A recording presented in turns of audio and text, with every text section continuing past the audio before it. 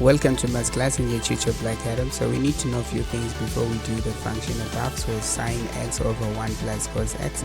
So we need to know the squared identity. So squared identity says cos squared x plus sine squared x is equals to 1. And we also need to know what happens when we derive the sine function. So deriving that, so derivative of sine x is going to be cos x.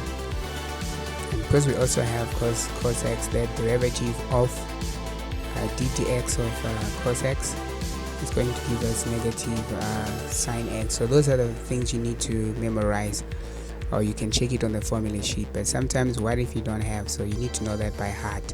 Quotient rule, because we have a ratio, so quotient rule applies that we have the denominator multiplied by the derivative of the numerator minus the numerator multiplied by derivative of the denominator, all of that, or over denominator squared. So now we have all the tools that we need, so we have to utilize the tools. So we are deriving the function sine x over 1 plus cos x. Now that means that we follow the quotient rule. So g of x there will be the denominator, so that's 1 plus cos x. Okay, so that derivative of the numerator, the derivative of sine x is cos x minus, and then we have numerator, which is sine x.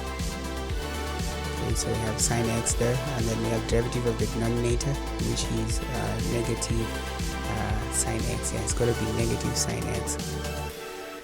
Yeah, so that's the derivative of cos x is negative sine x. Derivative of 1 is 0, so we don't consider 0. And then we have to put the denominator, and then we square it up, so it's 1 plus cos x squared. And the other thing that we'll look at, we multiply cos x times 1, that's cos x. So remember, they said you should simplify, not just leave it as it is. So cos x times cos x, that's plus cos squared x. So negative sine x times negative sine x gives us positive sine squared x.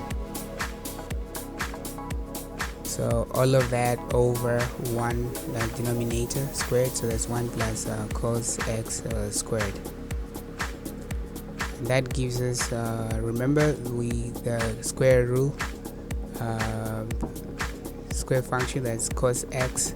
Okay, we have cos x, but then sine squared x plus cos squared x plus sine squared x gives us 1.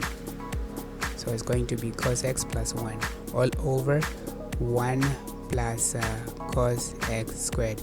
So factoring that, there's 1 there squared, so it's gonna be 1 over 1 plus cos x. That's our answer. So thank you so much for watching, and don't forget to subscribe or follow. If you have any questions, leave your questions below. Thank you.